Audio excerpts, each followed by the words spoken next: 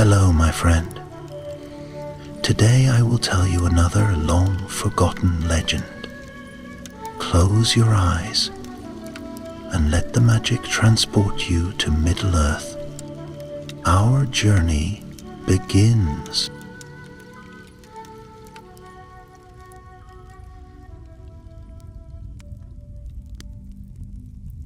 In the long twilight of the north, when the kingdom of Arnor was a shadow of its former glory, dark tidings came from beyond the frozen hills. Far away, in the blackened lands of Angmar, a terrible power stirred.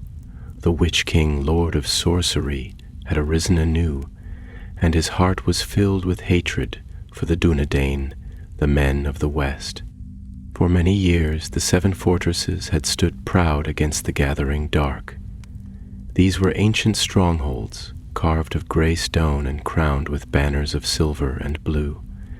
Each fortress was a beacon of hope, a wall against the storms of evil that prowled the borders. They were manned by brave captains, descendants of Numenor, whose swords had once challenged the might of Morgoth himself. But time is a silent enemy, and the glory of Arnor had waned. Its people had grown fewer, its warriors stretched thin across the wild lands. Yet still, they held to their oaths. They guarded the green ways and the great roads, kept safe the villages that dotted the windswept plains, and lit fires on their towers when the nights grew too deep. It was in the bitter month of Nerbeleth, when the last leaves clung to the barren trees, that the first signs of doom were seen. Travelers came south with wild tales of fell spirits riding the wind, of wolves with eyes like burning coals, and of armies gathering in the mists of the north. At Fornost, the chief city of Arnor, the lords of the Dunedain held council. In the high hall of the king's house, beneath tapestries that told the tales of old victories, men spoke in grim voices. "The Witch King musters his hosts," said Malor, captain of the guard. His mail was bright, but there were gray strands in his hair. "Already he has sent out spies and saboteurs. The northern watchtower reports fires on the hills, and strange voices cry in the night." Elendur, the king's heir, stood beside him, his hand resting upon the hilt of his sword, Silmarillion. His eyes, keen and sad, swept the gathered captains. "Then let us be swift," he said. "The 7 fortresses must be warned, their gates must be sealed, their walls strengthened. If they fall, the heart of Arnor is laid bare." And so messengers were sent riding, swift as hawks, to the scattered fortresses: Emonsul with its great seeing stone, Carndum on the far frontier, Tirnair watching the grey waters, and others whose names were etched into song and stone. But the Witch King had foreseen this. His sorcery was deep, his malice boundless. Before the warnings could reach their mark, his armies fell like a thunderstorm upon the first of the fortresses. Minas Ethel, the Tower of the Moon, which stood upon a crag above the misty downs. The defenders of Minas Ethel were valiant. They closed their iron gates and lined the battlements with bowmen.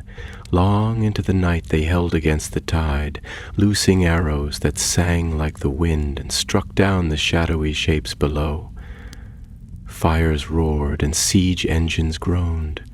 The ground shook with the Witch King's spells. A treachery had crept within their walls. A man, thought to be faithful, opened a hidden gate in the darkest hour before dawn. The enemy poured in like a flood. The slaughter was swift and cruel. The banner of Minas Ethel, silver and white, was torn down, and in its place was raised a black standard bearing the iron crown of Angmar. When word of the fall reached Fornost, a silence deeper than any speech fell upon the council. Elendor bowed his head, and Malor struck the hilt of his sword against the stone floor in grief. Thus the first of the 7 fortresses fell. The lords of Arnor did not weep long. They girded themselves anew, knowing that the enemy would not pause. Like wolves tasting blood, the hosts of Angmar would press their advantage. Already beyond the snowy ridges, a second army stirred, blackening the land like a crawling shadow. At Caer Diran, the second fortress, the horns had sounded. Watchfires burned high into the night. Captain Berion, a hardy lord of great renown, stood upon the battlements, his cloak snapping in the wind. "Let them come," he said, his voice grim.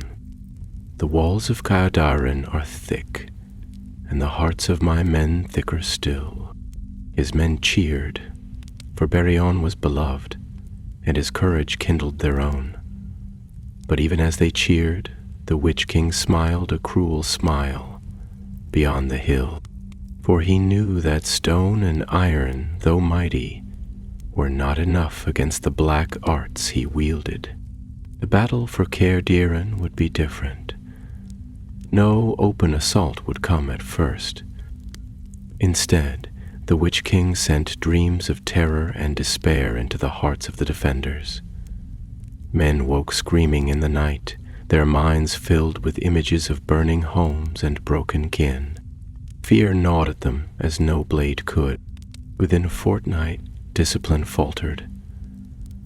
Berion rode among his men, giving speeches, singing the old songs of Numenor.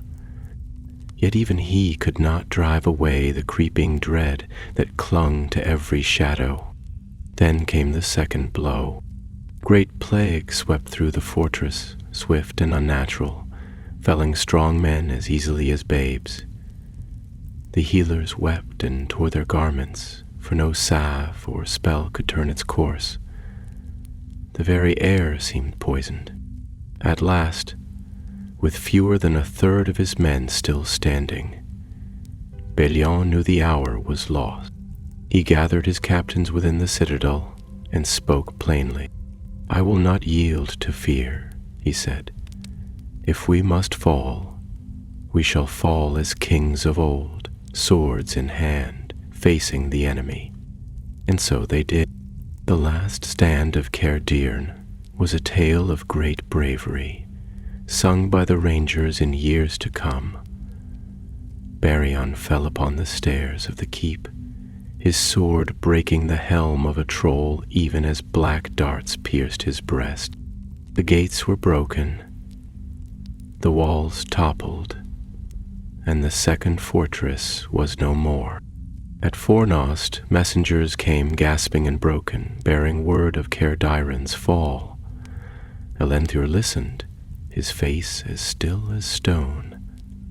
Then he rose and turned to Malor. "We must act," he said. "If the 7 fortresses fall, Arnor is doomed." Thus the war of the north raged onward, and the shadow grew deeper. In the bitter days that followed the ruin of Caer Diran, the land itself seemed to mourn.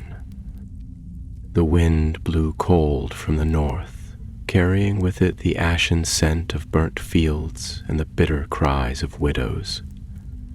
Long plumes of smoke marked the places where villages had once stood, and the roads that had borne the tread of Numenorian kings now lay broken and empty, save for the furtive passage of wolves and darker things that shunned the daylight. Even the stars above, steadfast through all the long ages of the world, seemed dimmed, veiled by a shadow that crept unseen, but felt by all. Elendor, standing upon the high tower of Fornost, beheld the darkening horizon and felt a heaviness upon his heart that no words could dispel. Often he kept vigil alone, gazing northward with eyes that sought some sign of hope, yet found none. Though he was young among the Dunedain, there was wisdom in him, a solemn grace inherited from the sea kings of old.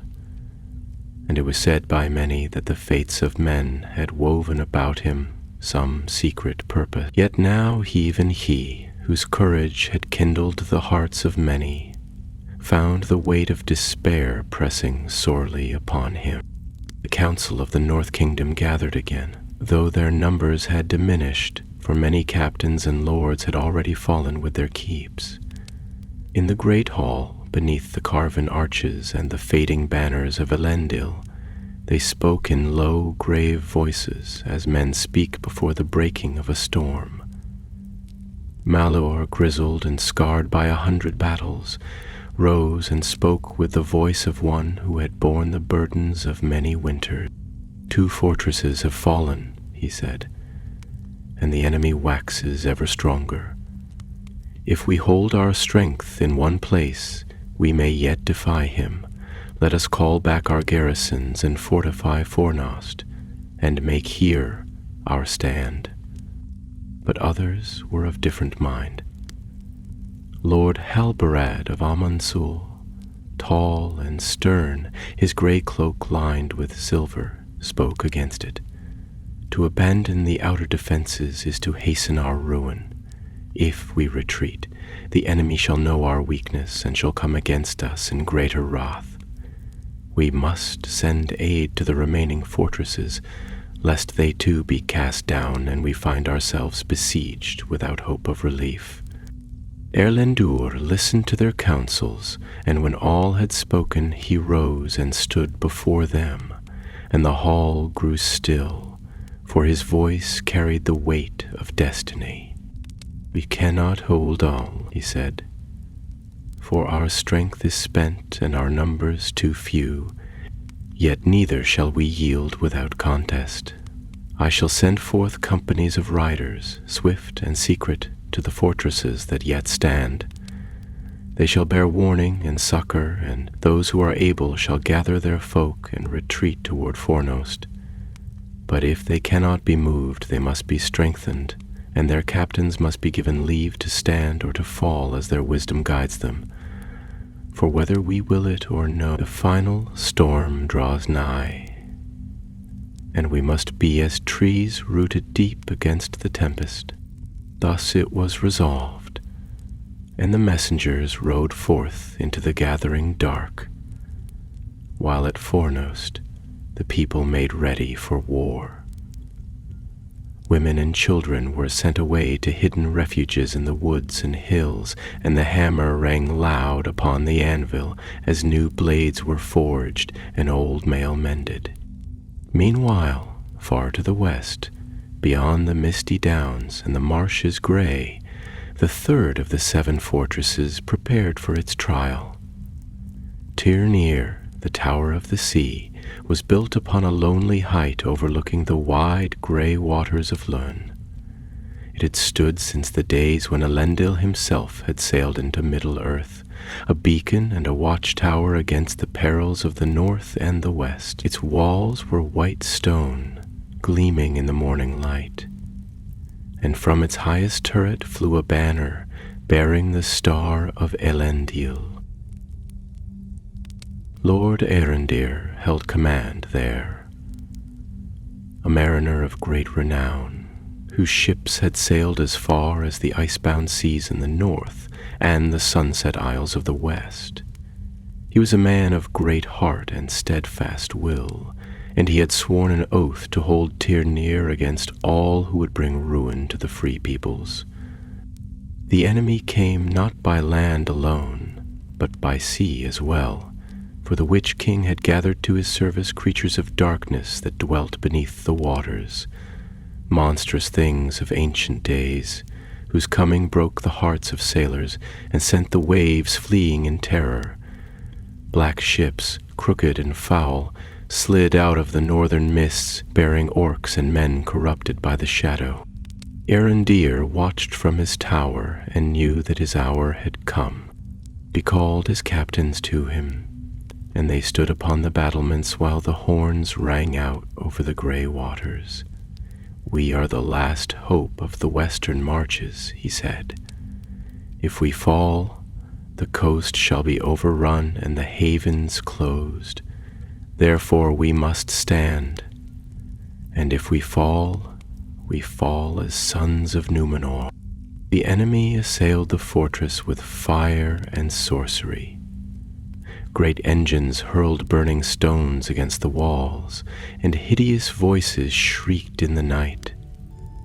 Yet the defenders fought with all the strength of their proud heritage, and for a time, it seemed, they might withstand the tide. Days turned to weeks, and the siege dragged on. Supplies dwindled, and the wounded outnumbered the hail, yet still the men of Tirnir stood firm, singing songs of the sea and the stars, even as the enemy battered at their gates. But the Witch King had reserved a darker stratagem for this place.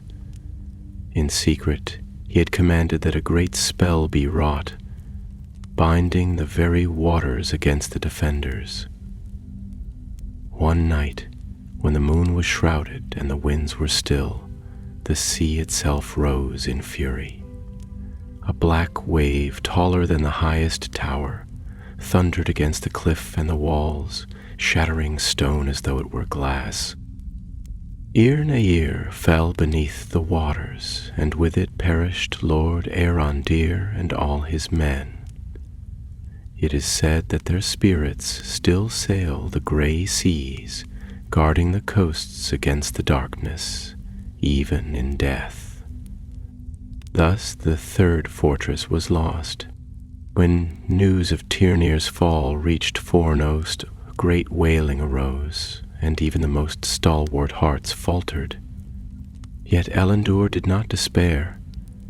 Standing before the gathered people, he raised his sword high, and its blade caught the light of the setting sun. "Though the darkness deepens," he cried, "we shall not yield. Hope yet remains while we draw breath." The people, seeing his courage, were heartened, though a shadow of fear lay ever heavier upon them. So the war raged on, and the Witch King's laughter echoed across the ruined fields of the north. Now the winter deepened, and with it the shadow that had crept slowly southward, coiling like a serpent about the last holds of the Duandain. The days grew short, and the nights longer, and a bitter wind from Angmar swept across the land, freezing the rivers and coating the barren fields in a skin of ice. In the frozen silence, the fortresses that yet stood seemed like ancient relics from a forgotten age. Proud but isolated, their fires burning dim behind thick walls of stone. Among these stood Amansul, the watchtower of the wind, most renowned of the seven, for within its high chamber was kept one of the Palantiri, the seeing stones that the lords of old had wrought with wisdom and might. Upon its summit, the tower caught the first light of dawn and the last rays of sunset, and from its heights one could gaze far across the leagues of Arnor, even unto the misty marches of the Barrow Downs and the tumbled hills beyond. Here ruled Lord Arveleg, son of Argeld, a man of great lineage and stern valor, whose forefathers had worn the crown of Arnor in days when the kingdom stretched unbroken from the Lune to the Weather Hills. In Amansul he had gathered what strength he could muster, calling to his banners the rangers of the north and the hardy folk of the hill country. They came in twos and threes, grim and silent, their faces weathered by wind and toil, yet their hands steadfast upon spear and sword. For though the line of kings was broken and the realm divided, still there lived in the hearts of the Dunedain a memory of the ancient pride, and a fire that would not be easily quenched. Word reached Arveleg of the fall of Tirnir, and of the dark hosts that now roamed unhindered across the western shores. Though sorrow weighed heavily upon him, he set his heart like steel against despair and made ready for the siege he knew must come. The gates of Amon-Sul were barred, the walls manned night and day, and great stores of food and water laid up within the fortress. Messengers were sent forth by secret ways to warn the scattered villages and call for aid, but few were they that answered, for the land was already scoured by the Witch King's minions. Then, upon a night of blackest frost, the hosts of Angmar came at last to Amon-Sul. They poured across the frozen plains in countless numbers, like a dark river bearing torches that flickered like malevolent stars. Their banners bore the sigil of the Iron Crown, and in their van rode creatures of terror, trolls clad in mail of black iron, wargs whose eyes glowed red in the gloom, and men twisted by sorcery, whose souls had long since been given over to shadow. The first assault came with the rising of the blood moon, a terrible onslaught that shook the very stones of the tower. Arvalage stood upon the battlements, clad in mail that gleamed like silver in the torchlight, and at his side was his chief captain, Durhale, whose voice rang like a trumpet above the clash of arms. They drove back the first wave, casting down ladders and setting fire to the siege towers, and the defenders cheered, for their courage was not yet broken. But the Witch King was cunning, and he knew that brute force alone would not carry the day. For 7 nights he besieged the tower, each time withdrawing before the dawn, yet leaving behind a gift of dread, the corpses of fallen warriors risen again under dark enchantments, who clawed at the gates and howled beneath the windows, filling the hearts of the living with terror. Dreams of madness plagued the defenders, and many grew faint-hearted, believing the tower to be cursed. Arvalech, perceiving that the spirit of his people was failing faster than their strength, resolved to strike a blow against the enemy before the siege could strangle them completely. Gathering a company of his bravest knights, he rode forth from the gates at midnight, a sudden sortie under the cover of a storm that had risen from the west.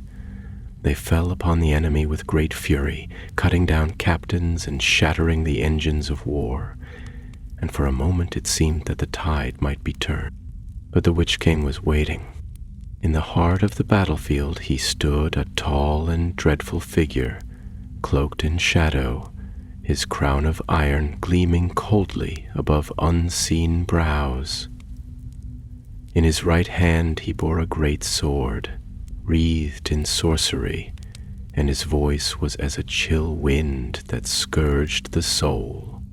"Come forth, son of Argaleb," he cried, "and meet thy doom." Arvalech, though his heart quailed, did not falter. With a cry he charged, his blade shining with a light that defied the darkness. They met in the midst of the ruin, sword against sword, light against shadow. Long they strove, and the earth trembled beneath their blows. Yet mortal strength could not long withstand the power of Angmar, and in the end Arvalech fell, his sword broken, his shield sundered. His knights, seeing their lord cast down, fought desperately to recover his body, and by great valor they bore him back within the gates. But the heart of the tower was broken. That very night, the Witch King unleashed a sorcery more terrible than any yet seen, a black fire that consumed stone and flesh alike, licking up the walls of Amon-Sul as though they were dry wood. The tower fell, and with it the Palantir was lost, though none knew whither it had gone, save perhaps the enemy himself. Thus perished Amon-Sul, the greatest of the 7 fortresses, and the hope of the north grew dim indeed. At Fornost, when tidings of this ruin were brought, the people wept openly, for they had loved Arvalech, and the loss of the Seeing Stone filled them with foreboding. Elendor withdrew to the halls of his fathers, and there communed long with Malor and the wise among the Dunedain. for they knew now that the Witch King would not be turned aside, and that soon he would cast his full might against Fornost itself. Yet even in that darkest hour, the spirit of the Dunedain did not wholly fail, for among them were still those who remembered the pride of Númenor and the long defeat they had waged against the Shadow. They knew that though towers might fall and kings perish, yet the seed of hope could not be wholly destroyed, while even one remained to carry it. And so they made ready for the days to come, grim and unyielding as winter deepened its grip upon the dying kingdom. The snows fell heavily upon the hills of Arnor, cloaking the land in white silence, as if the world itself sought to hide from the sorrow that spread like a stain across the kingdom. In hidden valleys and forested glens the folk of the Dunedain kindled small fires and spoke in hushed voices, fearful that even their words might summon the dread hosts of Angmar. Yet in the strongholds that still remained, the captains and warriors held their vigil, for they knew that the Witch King would not allow them long to mourn the fall of Amansul. Upon the eastern marches, where the wild lands stretched toward the Weather Hills, stood Barad Gwyron, the tower of the wind's cry, named for the fierce storms that beat unceasingly against its lonely walls. Though it was lesser in fame than Amansul, its position was of great import, guarding the eastern approaches to Fornost. Here ruled Lady Findulois, a woman of proud bearing and unbending will, sister to Arvaleg, and a beacon of hope to those who yet resisted the encroaching dark. When the tidings of her brother's fall were borne to her by the last desperate riders of Amansul, she did not weep nor break in spirit, but instead she arrayed her garrison for war. Standing upon the battlements, clad in a mail shirt of mithril, and bearing a spear whose head shone like a star even under the wan light of the winter sun. Under her command were men of Arnor, rangers of the wild, and a handful of elves from Lindon, who had come eastward to lend what aid they might before the storm should swallow all. The Witch King, learning of the strength yet hidden within Barad Gwyron, sent forth a host to break it, greater in number than any yet dispatched. They came in a black tide, orcs and fellmen mingled together, their banners tattered but their will sharpened by the cold and by the malice of their master. They ringed the tower in a siege of fire and steel, and the air was filled with the ceaseless din of drums and the wailing of harsh horns. Lady Findula stood upon the high tower and beheld the darkness that had come against her, yet no fear touched her countenance, and her voice, clear and proud, was carried upon the wind to all who stood with her. "Let the enemy come," she cried, "for though we stand alone upon this wind-scoured rock, we are not forgotten by the Valar, nor by those whose blood flows with the memory of Númenor." Thus encouraged, her warriors fought with a fierceness born of desperation and loyalty, repelling the first assaults with bow and blade, casting down the ladders and breaking the siege engines with fire and cunning. The elves loosed their arrows with deadly precision, and for many days it seemed that Barad Gwyron might endure, a shining thorn in the Witch King's side. But the Lord of Angmar was not one to be thwarted by valor alone. From his dark halls he sent forth a new terror, a creature of ancient days, wrought by Morgoth in the elder times, and hidden in the deep places of the world. It was a fell beast, vast and winged, whose cry could turn the bravest heart to ice, and whose breath was a pestilence that withered stone and flesh alike. Upon a night of bitter cold, when the stars were veiled and the moon rode low and sickly in the sky, the creature came, descending from the heavens like a thunderbolt. Its wings blotted out the stars, and its coming was heralded by a shriek so dreadful that many who heard it fell senseless upon the ground. With talons like iron hooks it tore at the battlements, and its jaws gaped wide to vomit forth black fire against the walls. But Aelus, seeing that no mortal weapon could prevail against such a foe, gathered her captains and made ready for a final stand. Together they ascended the tower, carrying with them the most ancient relics of their house, lest they fall into the hands of the enemy. Upon the pinnacle they lit a great beacon, a flame of defiance, whose light could be seen from the far hills, where the last rangers watched and wept. Then the creature fell upon the tower with all its fury, and the stones themselves shuddered under its assault. Finduilas, undaunted, cast her spear with all her strength, and it flew true, striking the beast upon the eye. It gave a scream that shook the mountains, and for a moment it reeled, but the wound was not mortal, and with a final stroke of its wings it smote the tower to ruin.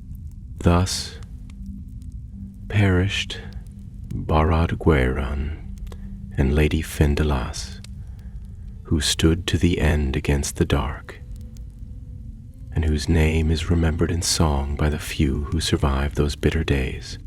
When news of this loss came at last to Fornoost, borne by a handful of rangers who had escaped the ruin, there was a great silence among the people. Even the children ceased their play, sensing in their hearts the weight of the tidings. Elendor wept openly, for he had loved Findalas, and he knew that with her fall a light had gone out that would not easily be rekindled. Malor, grim-faced and weary beyond his years, spoke to the gathered council, his voice low but resolute. 4 fortresses have fallen. The enemy draws ever nearer. Yet while we breathe, we shall not yield. Thus the North Kingdom, battered and broken, still clung to life, a fading ember in the storm. But the Witch King was relentless, and already he had turned his gaze upon the 5th fortress, nestled deep within the hidden valleys of the south, beyond the great forests of Minerioth, where the rivers cut deep into the hills and the trees stood tall and ancient as the memories of the world. There lay the hidden valley of Ninuil, and there upon its northern shore rose the fortress of Tau Barad. It was a stronghold seldom spoken of in the great tales, for it was a place of quiet strength, built not for glory but for endurance, and those who dwelt within its walls were the wardens of the wild places, the guardians of the forgotten paths. At Tower Barbad ruled Lord Brigolus, a man of few words and steady hand, whose loyalty to the house of Elendil was, as the roots of the mountains, deep and unshakable. His people were hardy and close to the land, woodsmen and hunters who knew the secret ways of the forest, and whose eyes were keen to the movements of the enemy. They had held back the incursions of Angmar for many years, striking from shadow and mist, ever retreating before the great hosts, but never wholly yielding, and their defiance was a thorn that the Witch King now turned his malice to remove. Long before the dark banners were seen upon the hills, Brigolus knew that the storm was coming. The trees whispered warnings in the night, and the beasts of the forest fled southward in silent terror. Strange lights moved in the sky, and the stars themselves seemed to tremble at the approach of the great evil. Summoning his captains, Brigolus spoke with a calm that belied the grimness of his tidings. "The tide is upon us," he said. "We cannot stand against it in open battle, nor can we hope for rescue. Therefore, we must fight as we have always fought, with cunning, with patience, and with a fire in our hearts that no darkness can quench." Thus he set his people to prepare, not merely to defend the fortress, but to vanish into the land itself, to wage a war of shadows against the hosts of Angmar. The walls of Tor Barad were strengthened, the stores laid deep in secret caverns, and the women and children were sent away by hidden paths to the safety of the southern woods. Yet the warriors remained, grim and silent beneath the eaves of the forest, awaiting the hour when their strength would be tested. When at last the vanguard of the Witch King's army appeared upon the northern ridges, it was not in the form of great battalions or thundering engines of war, but rather as a creeping tide of darkness, spreading through the trees like a poison, silent and deadly. Wraiths and corrupted beasts, things unseen by mortal eyes for many ages, slithered through the undergrowth, seeking the hidden defender. Black sorcery befouled the rivers and tainted the air, so that even the hardy men of Tor Barad found their strength failing and their hearts growing heavy with dread. For many days and nights the siege was not of walls, but of the spirit. Scouts sent beyond the lines did not return. Fires lit upon distant hills were answered only by mocking flames in the night. Fear, more deadly than any sword, gnawed at the courage of the defenders. Then, upon a mist-laden morning, the main host of Angmar descended at last, a black flood that seemed to choke the very life from the land. Orcs clad in heavy armor, trolls bearing cruel siege hammers, and dark men whose loyalty had been bought with gold and fear pressed forward to encircle Tor Barad. At their head rode a figure, cloaked in shadows deeper than night, and though none dared name him aloud, all knew it was the Witch King himself, come to see the ruin of the fortress with his own terrible eyes.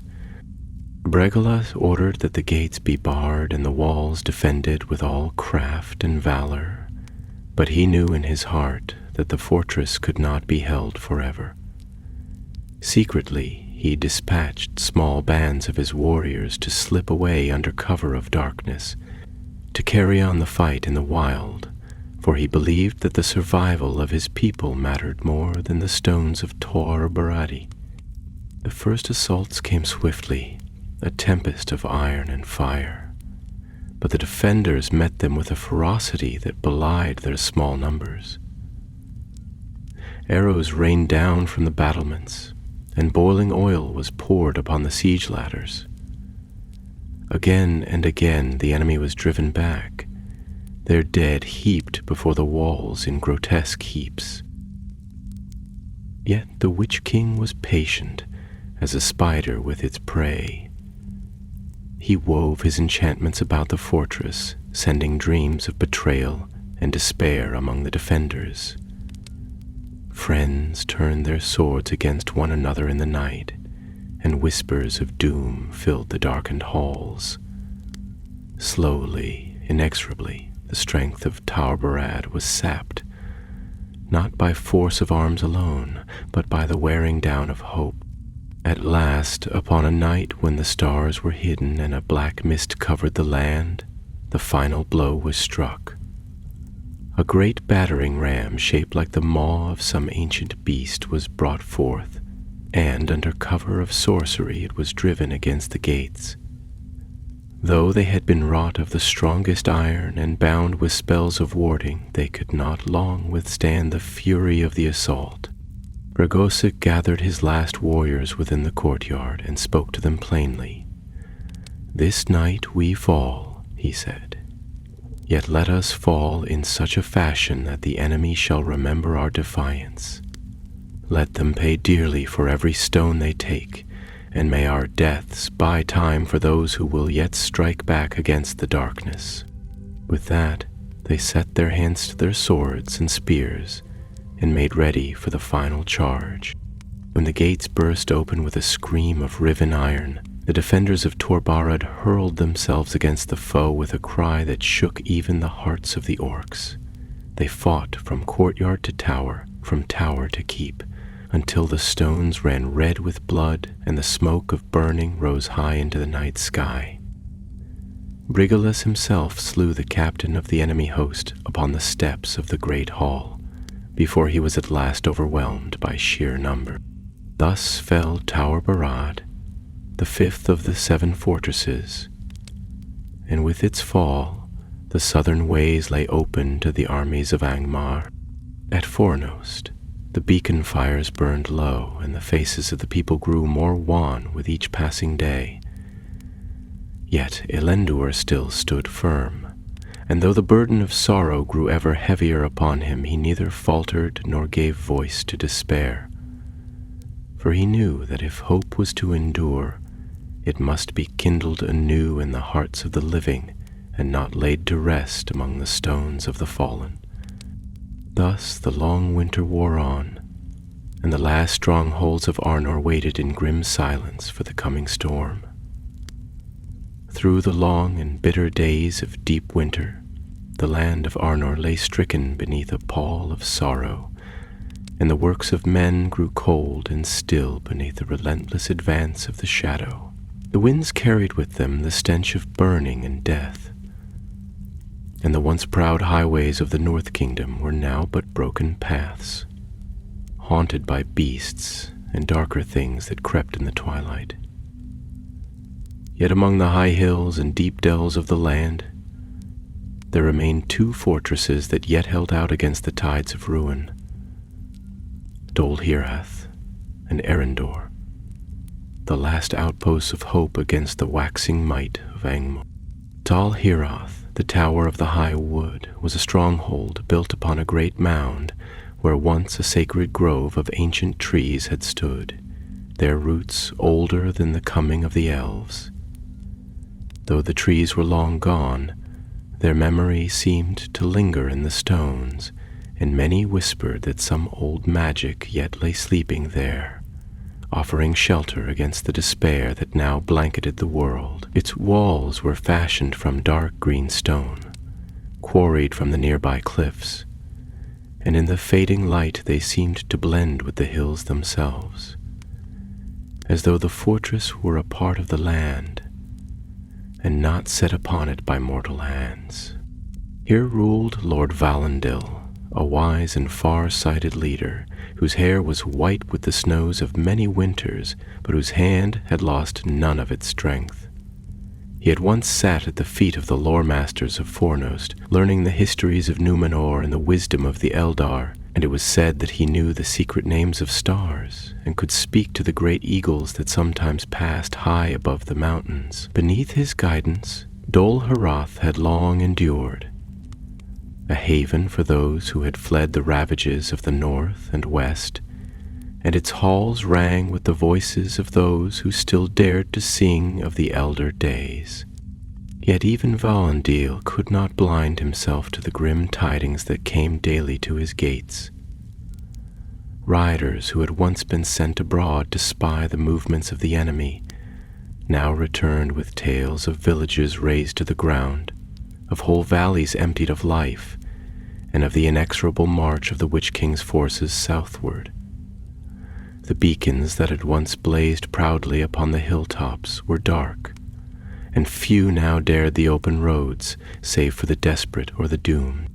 Knowing that the day of testing drew near, Valandil gathered all who could bear arms within the fortress, and fortified every wall and tower.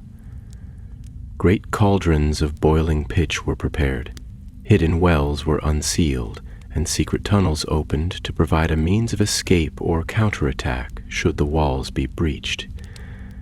The people labored without rest, for they knew that their survival depended not only upon strength of arms, but upon cunning and resolve. Thus, when the vanguard of the enemy at last appeared upon the forest fringes, Dol Hirath was ready. The assault was led by a dark captain of Angmar, whose name is not remembered, for it was blotted out from all songs and histories by the blackness of his deeds. His host was not the great throng that had overthrown Amon-Sul or Torbarad, but rather a company of select warriors and sorcerers, chosen for their cruelty and skill in the arts of death. They came clad in cloaks of shadow and bore weapons that gleamed with an unholy light, and their coming was heralded by a silence so profound that even the birds fled from the skies. They set siege to Dol Hirath, not by overwhelming force, but by craft and guile. Each night they crept close to the walls, weaving spells of confusion and dread, until the defenders scarce knew whether they were awake or dreaming. Fires were kindled in the woods, casting leaping shadows upon the fortress walls, and strange voices whispered at the gates, calling the names of the defenders in the tongues of the dead. Valandil, perceiving the nature of the assault, countered with the old wisdom he had learned in his youth. He bade the minstrels of the fortress to sing the songs of Elendil and the lays of the West, and their clear, pure voices rose into the night, breaking the webs of fear spun by the enemy.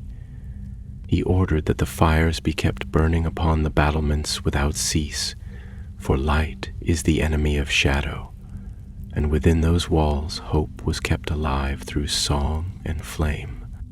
Yet the Witch King, hearing of the resistance at Dol Hirath, grew wroth, and he sent forth a greater host, led by a creature of dread, a spirit of malice, housed in a body of shifting darkness, who could pass through walls as smoke and turn men's hearts to ash with a glance. This being, known only as the Nameless, descended upon Dol Hirath with a shriek that tore the night asunder. For 3 days and nights the battle raged, a terrible contest of will and strength. The defenders fought with a fury born of despair, hurling back assault after assault. Archers lined the walls, pouring shafts into the black masses below. Stones and fire rained from the towers, and in the courtyards, men and women alike took up arms to resist the invaders. The last, seeing that the walls must fall, Valandil ordered the children and the weakest among his people to flee through the secret tunnels into the woods beyond, while he and the remaining warriors made ready for their final stand. When the gates were breached, Valandil stood at their threshold, clad in white mail, his sword gleaming like a star fallen to earth. With a cry that recalled the glory of lost Numenor, he led the charge into the ranks of the enemy, and so fierce was his onset that even the Nameless fell back before him. For a moment it seemed that light might triumph over darkness, but the shadow was too great, and the defenders too few. One by one, the last warriors of Dol Hirath fell, until Valandil alone stood amidst the ruin. Raising his sword high, he cried aloud in the ancient tongue of his people, a final defiance, and with that cry he fell, surrounded by the slain. Thus ended the tale of Dol Hirath, and with its fall the hope of the south grew faint indeed. The survivors who fled into the woods carried with them the memory of that final stand, and in secret glades and hidden halls they spoke of Valandil's valor, kindling a spark of resistance that would not easily be quenched, even as the shadow deepened over the north. At Ornost, the bells tolled in mourning, and Elendur, standing before the dwindling council of his captains, knew that the last walls were falling, and that soon the final trial of the North Kingdom would be at hand.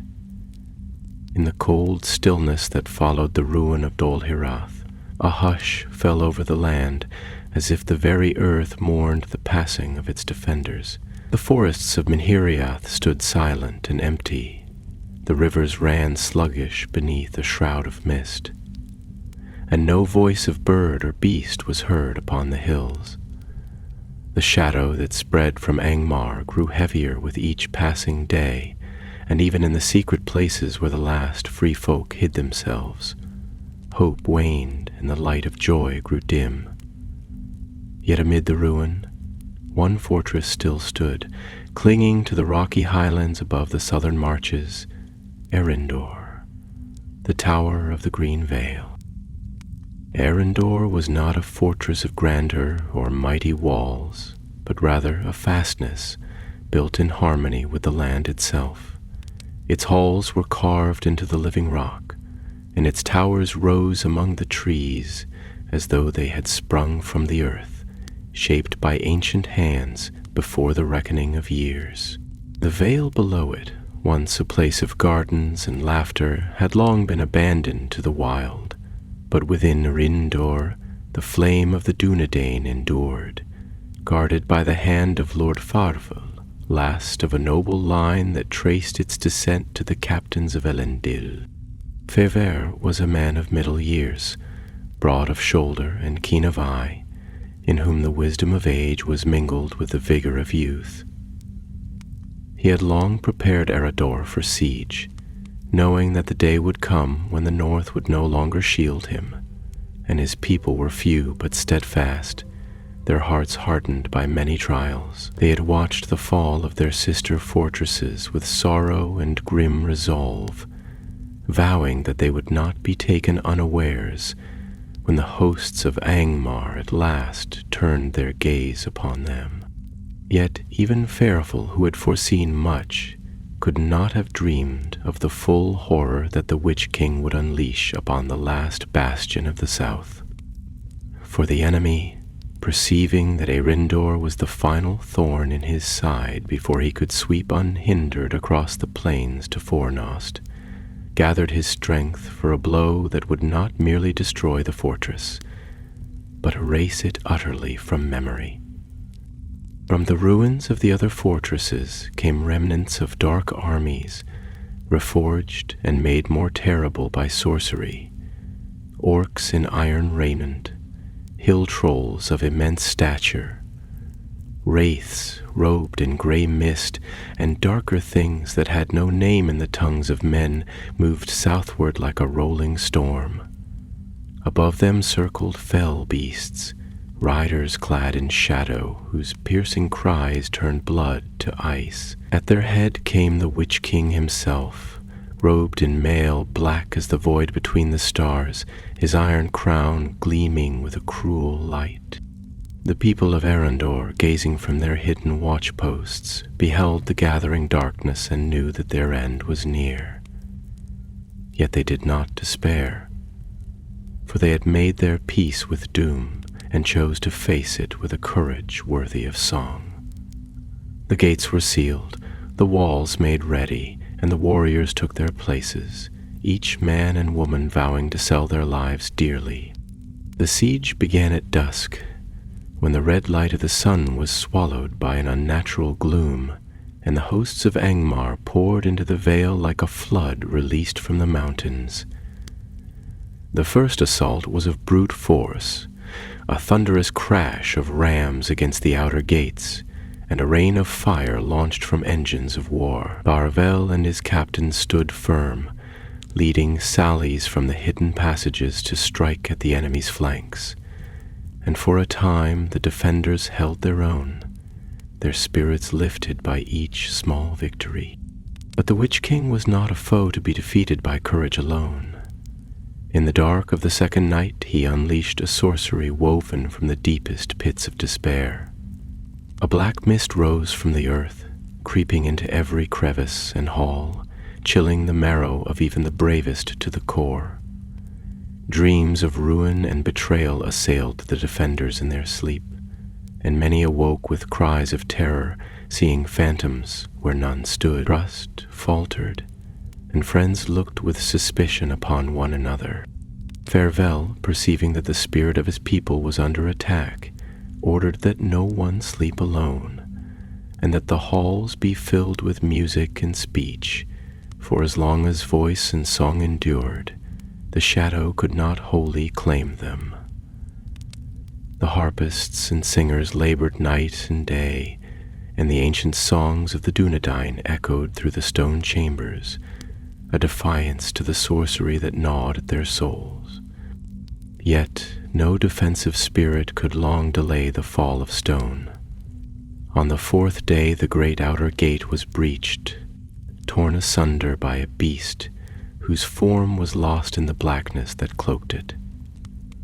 A creature of fangs and iron claws, it smashed the way open for the hosts of Angmar, and the defenders were driven back to the inner court. Fair Fave made his final stand. Calling to him all who could still bear arms, he led them into the high hall of Arindor, where the banners of his house still hung, faded but proud. There, beneath the carved columns of ancient oak and stone, they prepared to meet the end. The enemy poured into the hall, their dark shapes filling the sacred place with a mockery of life. The clash of steel rang loud, and the air was filled with cries of defiance and death. Fairvel, wielding the sword of his fathers, cut a path through the enemy ranks, and his captains fought beside him with a fury that made even the Witch King himself pause in his advance. At last, surrounded and pressed back to the dais where the throne of Arindor stood, Fairvel turned to those who remained. "Let the last stand of Arindor be worthy of our fathers," he said. "For even in ruin, honor endures." With that, he raised his sword in salute, and with a cry that rang through the shattered halls, he led the final charge. They fell, one by one, each cut down in turn until Fairvel alone stood against the Witch King. The Lord of Angmar raised his black blade, and in that moment, all light seemed to die.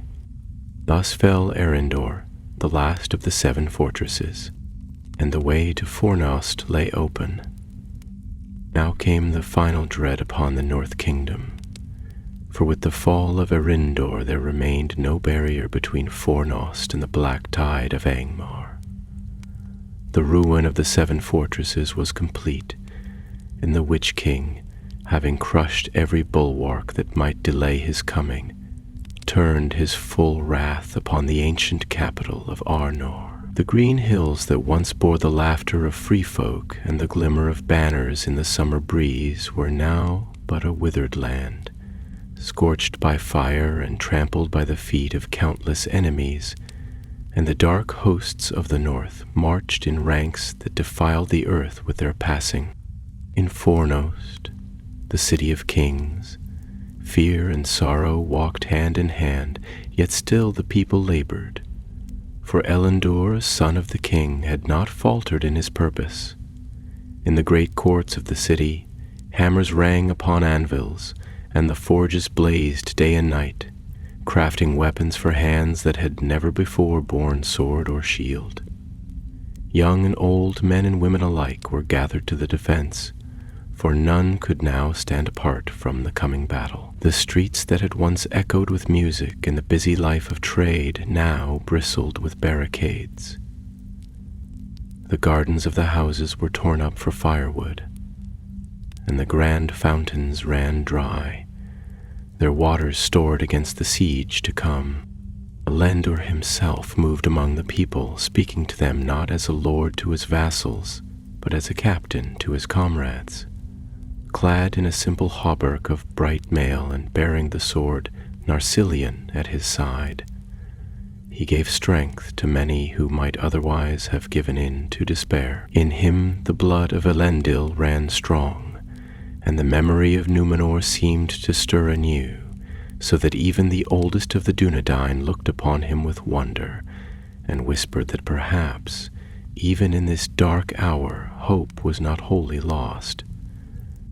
Malo, captain of the guard, stood ever at Elendor's side, grim and tireless, his sword hand never far from the hilt.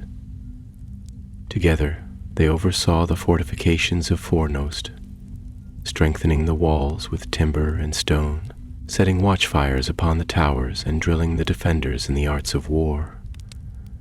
The city's gates were reinforced with iron bands and bolts, and within the citadel the relics of old were gathered, lest they fall into the hands of the enemy should the worst befall.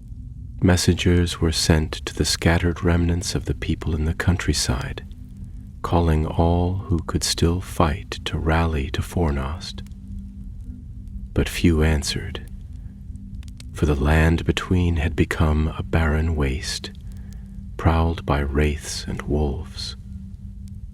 Even the rangers, who once roamed freely through the wilds, found themselves hunted like deer in the deep woods, and many perished unseen, their names known only to the stars. Yet despite all preparations, Elendor knew in his heart that the strength of Fornost was not enough to withstand the full might of the Witch King. In secret council he spoke with Maelor and the few captains who remained, and there in the high chamber of the king's house, beneath the faded banners of Arnor's former glory, he laid bare the grim truth. "We cannot hope to hold the city if the Witch King brings his power against us," he said. "He has broken the 7 fortresses, he has scattered our people, he has darkened the land from the misty mountains to the sea. No wall of stone, however strong, can stand against such might for long." Malar, whose face was lined with sorrow and fatigue, answered him, "Then what would you have us do, my lord? If we abandon Fornost, we lose the heart of our realm, and all that remains of our people's hope." Elendor looked out from the high windows of the hall across the rolling hills now wrapped in mist and shadow, and his voice, though low, was clear. "We shall not abandon Fornost," he said. "We shall stand and fight, and buy with our lives whatever time we may, that the last remnants of our people may escape into the wilds. The seed of the Dunedain must endure, though the tree fall in ruin. In secret shall our heirs wander, hidden from the enemy's sight, until a day comes when the west wind blows again and hope is reborn." Thus was the grim purpose set, and the captains, though their hearts were heavy, swore their oaths anew and made ready for the final defense. Riders were dispatched by secret ways to carry the young and the helpless to the distant havens of the south and west, where the shadow had not yet fallen in full. Elendor bade farewell to those he loved, knowing he would not look upon their faces again, and returned to the walls to await the coming of the storm. It was upon the eve of the spring equinox, when the last snows melted into the rivers and the first pale blossoms dared to unfurl upon the thorny boughs, that the armies of Angmar were first glimpsed from the watchtowers of Fornost. A black river they seemed, flowing down from the hills in endless ranks, their banners tattered but numerous, their horns sounding a dirge that chilled the blood. Orcs and trolls, men enslaved by dark sorcery, beasts of malice and other creatures more terrible and less named pressed forward beneath the iron will of the Witch King, who rode at their head, a tall figure crowned with iron, and behind him came riders upon fell beasts, circling like vultures above a dying land. The defenders of Fornost stood upon the walls, their hearts beating with the grim resolve of those who know they face certain death, yet who choose defiance nonetheless. No trembling was seen among them. No flight or cowardice marred their ranks. Rather, they set their shields and made ready their bows, and upon the battlements torches flared into life, as if to challenge the oncoming night. Elendor, mounted upon a great horse, his sword unsheathed and gleaming in the firelight, rode along the line of his warriors, speaking words of courage and remembrance. "This is our hour," he said, "the hour for which our fathers prepared us, the hour in which the deeds of the past and the hope of the future meet. We are the last of the kings of Arnor. We are the last shield of the free peoples of the north. Let us show the enemy that even in defeat we are not broken. That though the walls may fall and our bodies perish, our spirit shall endure. A great cheer rose from the walls, and the sound echoed across the plain, defying the darkness. Then came the first assault. The assault fell upon Fornost like a hammer blow struck by the hand of some dark and merciless god, and the walls, long silent save for the whisper of the wind, now echoed with the clash of iron and the cry of mortal men.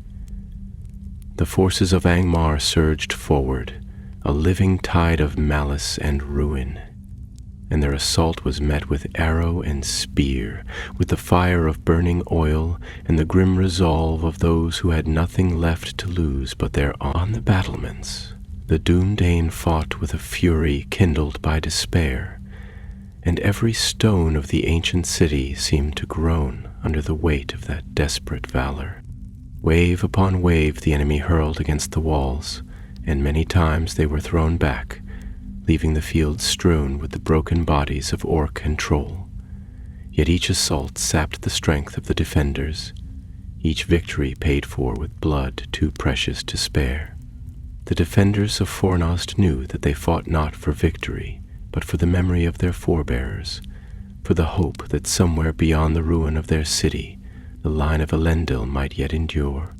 Through the smoke and din of battle, Alendur moved like a beacon of light, his sword flashing as he led sorties against the attackers wherever the need was greatest.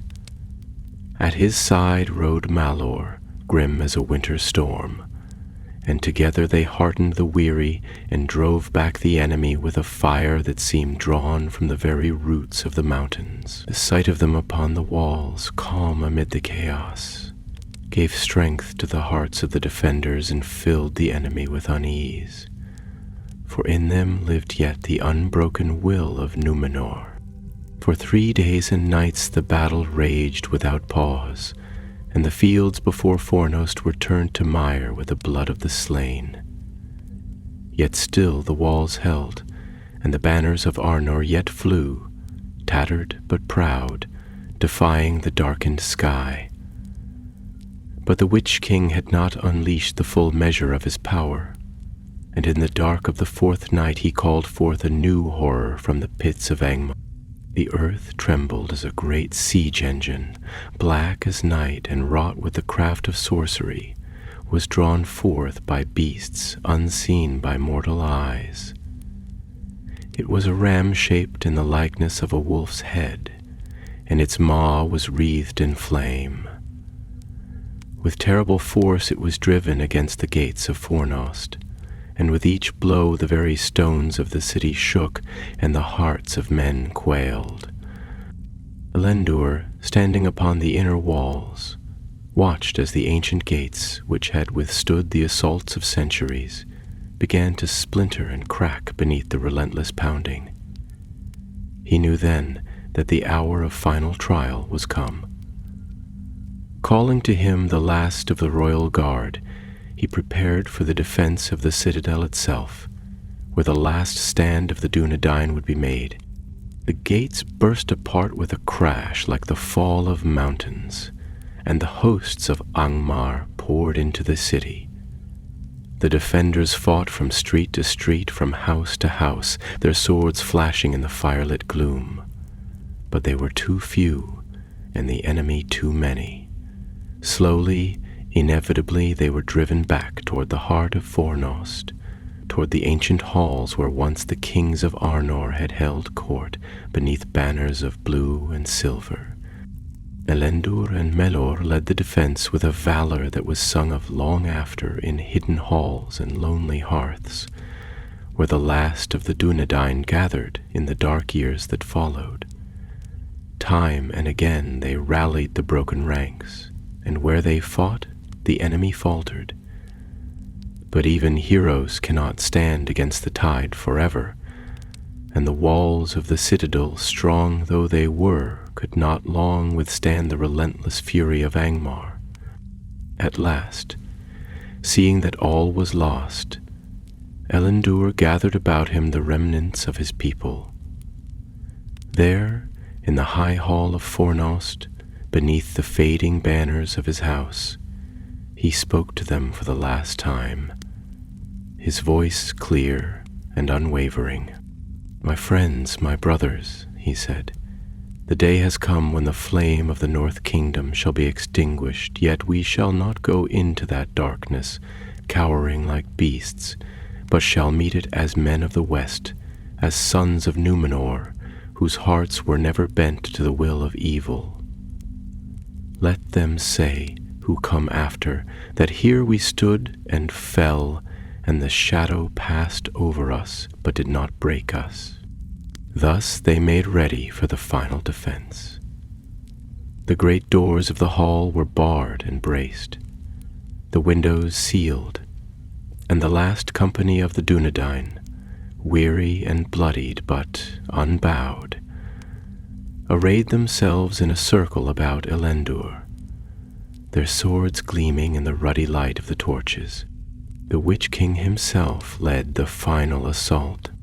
Clad in black armor and crowned with iron, he strode through the broken gates of the citadel, his presence a living terror that bent the will of all but the strongest.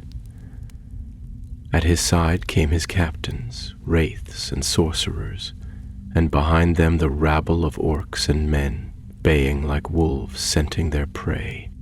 The doors of the hall shuddered beneath their blows, and at last, with a thunderous crash, they gave way. Elendil stood before the throne, Narthilion in his hand, and his captains about him. He raised his sword in salute, and for a moment even the Witch King paused, for the light of the Eldar seemed to shine about him. Then, with a cry, Elendil charged. The clash within the high hall of Fornost was like the breaking of a thunderstorm upon the mountain heights, fierce and without mercy, and the light of torches danced upon the walls as steel met steel, and the cries of the dying echoed beneath the vaulted roof. Elendil, heir of the kings of Arnor, hurled himself into the fray with a fury that seemed more than mortal, and about him the last defenders of the North gathered, a dwindling circle of valor and defiance standing against the relentless tide of shadow that poured through the sundered doors. With Narsillion flashing in his hand, Elendil hewed down foe after foe, his blade a shining arc of vengeance against the black-clad warriors of Angmar. At his side, Malor fought like a storm-driven oak, unyielding even as the ranks of the enemy pressed closer and closer. Time seemed to falter in that bitter struggle, and the hall that had once been a place of song and judgment was now a field of death, where the blood of men and orcs mingled upon the ancient stones. Yet for all their courage and all their strength, the defenders were too few, and the Witch King, towering above the melee, moved among them like a shadow of despair. His voice, cold and terrible, rang through the hall, sapping the will of the living and binding their limbs with unseen chains. One by one the defenders fell, each taking with him many of the foe, but the circle grew smaller, and at last only a handful remained about Elendil, bloodied and weary, yet standing still. Then the Witch King advanced, and all the light in the hall seemed to fail before him. His sword, long and black, gleamed with a fell light, and his crown of iron seemed to burn with a fire not of this world. Elendil, seeing him approach, knew that his fate had come, but he did not flinch, nor did his hand tremble upon the hilt of his sword. Raising Narsillion high, he spoke in a voice that carried through the smoke and din, a voice filled with the memory of lost Númenor and the pride of the Dunedain. "Come then, servant of the void," he cried, "for though I fall, yet shall my spirit defy thee, and though this kingdom crumble, yet the line of Elendil shall not be broken." With that he sprang forward, and the two met in a clash that shook the hall to its very foundations. Long they fought, and those who beheld it spoke ever after of the might of Elendil, how he withstood the Witch King when all others had fallen, but the shadow was too great, and though he wounded the enemy sorely, at last Elendil fell, stricken by a blow that broke the very stones beneath him. Malor, seeing his lord fall, gave a cry of rage and sorrow, and flung himself upon the Witch King, seeking to avenge his king even at the cost of his own life. He struck a mighty blow that clove the black helm of one of the captains of Angmar, but ere he could strike again he was overwhelmed by the press of the enemy and borne down beneath their swords. Thus ended the defense of the high hall of Fornost, and with it the last hope of the North Kingdom. The Witch King stood over the fallen form of Elendil, and for a moment he was still, as though gloating over his victory.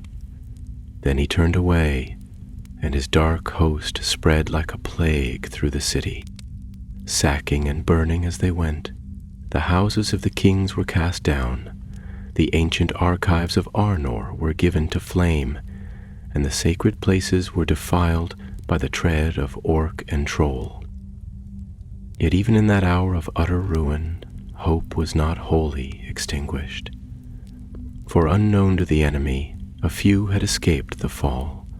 Rangers and children, women and old men, guided by secret ways beyond the reach of Angmar's grasp. They carried with them the memory of their people and the seed of future resistance, a slender thread of life that would one day, in far-off years, be woven anew into the tapestry of Middle-earth. The black banners of Angmar were raised above Fornost, and the Witch King claimed the city for his own. But he could not claim the spirit of the Dunedain, which passed beyond his reach into the wilds and the hidden valleys. Thus was the final fortress fallen, and the North Kingdom was laid waste. Yet the tale was not ended, for the hearts of men are not so easily conquered, and from the ashes of their ruin would arise a new hope, though many long years must pass before the shadow would be broken and the line of the kings restored. And so ends the telling of the fall of the 7 fortresses, but not the story of the Dunedain. Long after the last fires of Fornost guttered into cold ash, and the black banners of Angmar were raised above the sundered walls, the land lay silent beneath a heavy gloom. The hills, once green and filled with the laughter of free folk, were now empty and desolate. The woods were thick with mist and the foul breath of orcs, and the rivers ran dark beneath the shadow of the Witch King. Yet though the stones of the cities were thrown down and the halls of the kings were despoiled, the spirit of the Dunedain was not broken, and in secret places, hidden from the enemy's gaze, the last of the faithful gathered.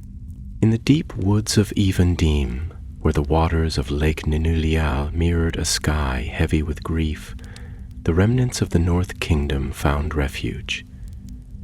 Few they were, a broken remnant, no longer arrayed in the proud arms of old, but clothed in simple raiment, carrying what little they could bear from the wreck of their homes. Rangers and hunters, women and children, old men bowed by sorrow yet unyielding in heart, all came by hidden paths to that place of shelter, drawn by the ancient call that still lingered in the land, whispering that all was not yet lost. It was here that Hirvevi, a captain of Elendil's household, and among the last to flee the sack of Fornost, took up the charge of leading the survivors. His face was lined with sorrow, and his eyes bore the shadow of all he had seen. But his will was strong, and in him burned the fierce pride of those who refused to bow to the darkness. By his counsel, the refugees made their camp beneath the shelter of ancient trees, building no towers nor walls, for they knew well that strength of arms would not avail them against the might of Angmar. Instead, they became a people of the wild, living by craft and secrecy, moving lightly upon the land and vanishing into the mists when danger approached. They watched and waited, gathering lore of the enemy's movements, guarding the old paths and the ancient tombs, and teaching their children the history of their people, lest the memory of Arnor be lost with the crumbling of its stones. Songs were sung in the twilight, soft and sad, of Elendil the Tall and of the great days of Númenor. And though tears often accompanied the singing, yet the songs endured, a thread of gold woven through the dark cloth of their exile. Even as they hid in the fastness of the wild, the Witch King's dominions spread. Great fortresses were raised upon the bones of fallen cities. Roads that once carried the banners of the North Kingdom now bore the tread of orcish warbands, and the land itself seemed to wither beneath the weight of his malice. But the Dunedain did not forget.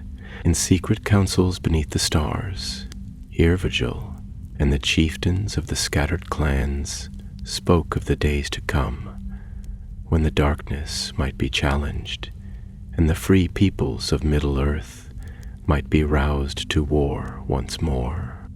For even in defeat, the Dunedain held to a hope that was deeper than memory and stronger than sorrow.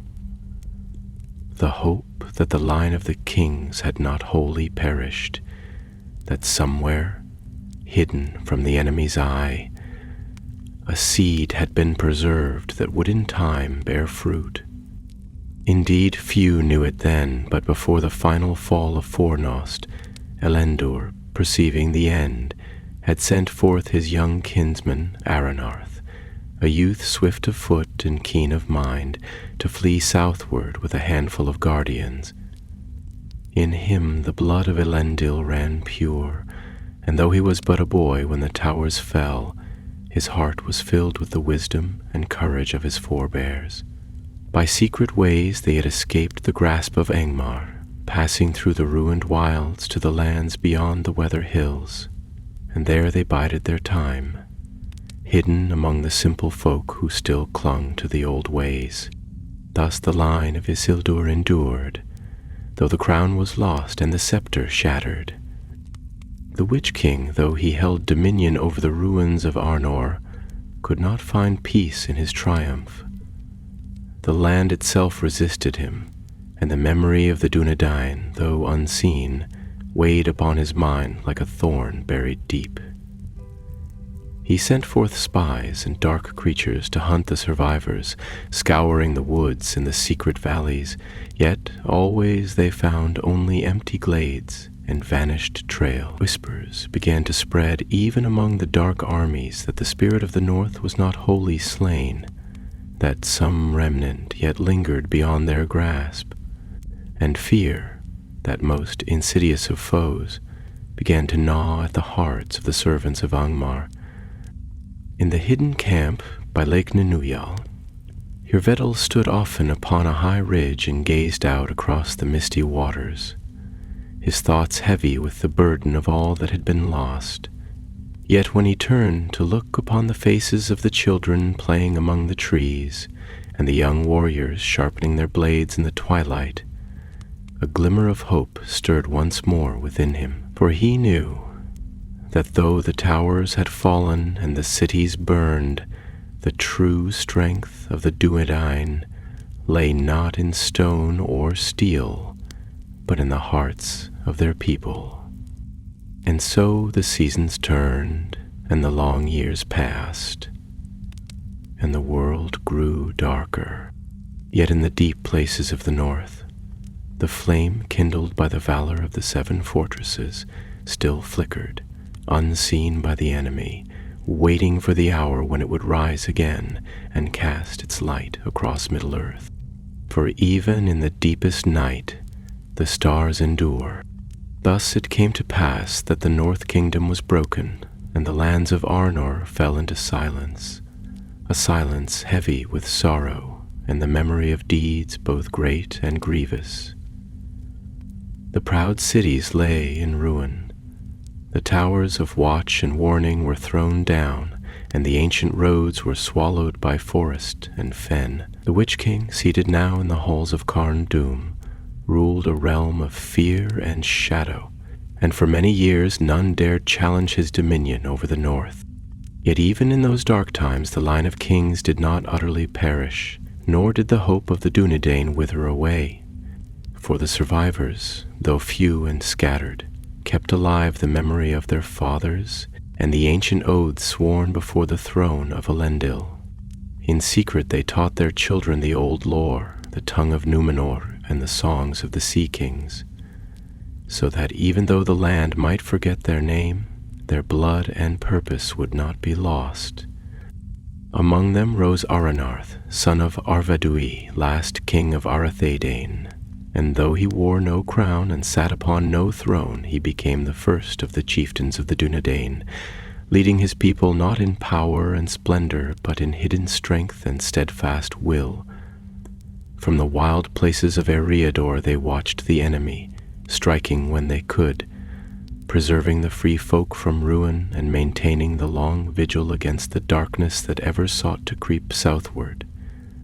Thus a new life was born from the ashes of the seven fortresses, a life hard and full of wandering, yet not without hope. For it was decreed by the wise that the day would come, far off though it seemed, when the shadow would be broken, and the line of kings would return to heal the wounds of the north and renew the glory of the west.